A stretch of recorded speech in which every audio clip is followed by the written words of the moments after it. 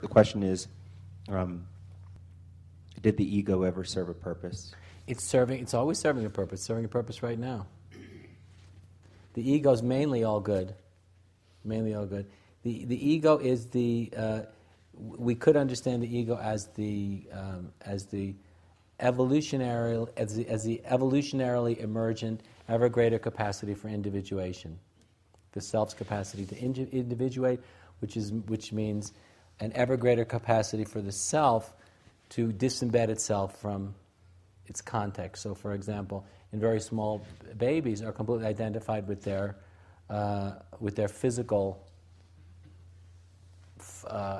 experience, with their body and their urges and their desires, pleasure and pain, comfort and insecurity, and that's their whole world. So the self's totally identified with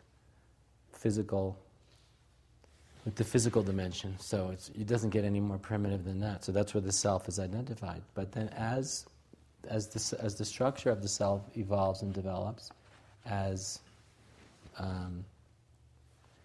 the human being evolves from childhood into adolescence, into early adulthood, this self develops.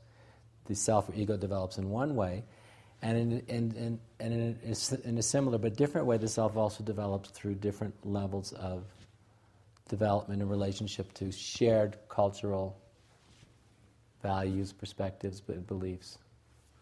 But the capacity for the self to individuate is all good. There's nothing bad about it because that's how consciousness can begin to disembed itself from the body, from nature. And for example, what we're trying to do here is we're trying to disembed consciousness from being embedded in the ego, identifying with the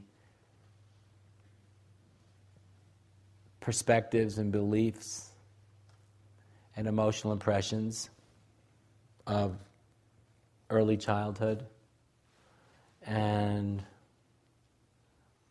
also trying to disembed consciousness from a blind identification with modern and postmodern values, perspectives and beliefs and convictions.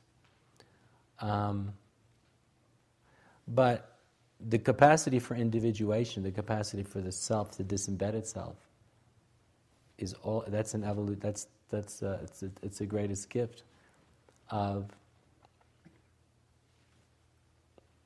higher development in the universe. So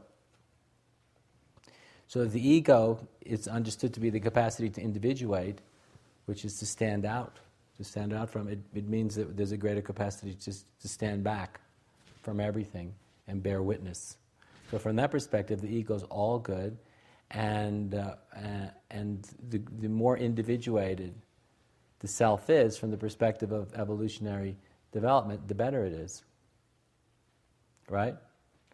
But that's all good in terms of the evolution of consciousness. But the problem is that if the self has, for various cultural reasons, become there's a hyper identification with the individuation process. So in other words, we become extremely fascinated with and identified with the fact of individuation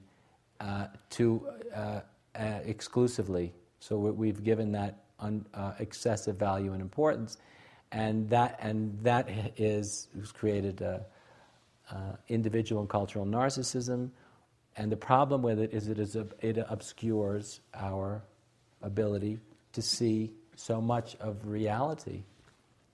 Right? So the extreme individuation is that the individual is just aware of the image of their own personal ego.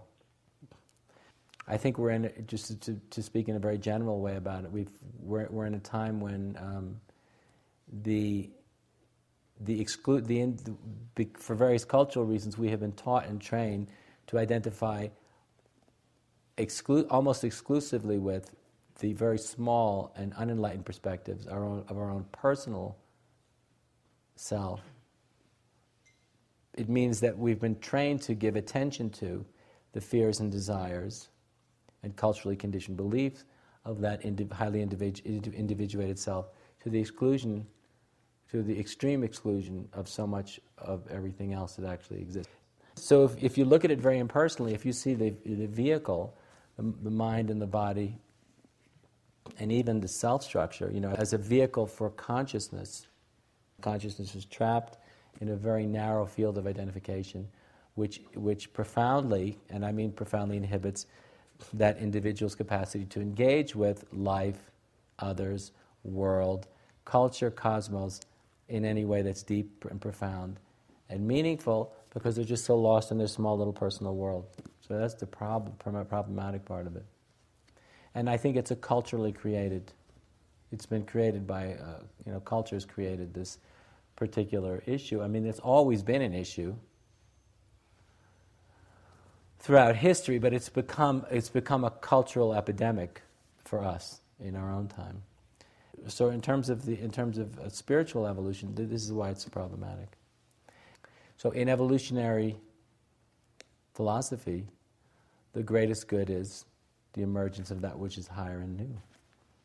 So that which inhibits the emergence of that which is higher and new is unwholesome and dark, that which is inhibiting that emergence. That would be one way to look at it.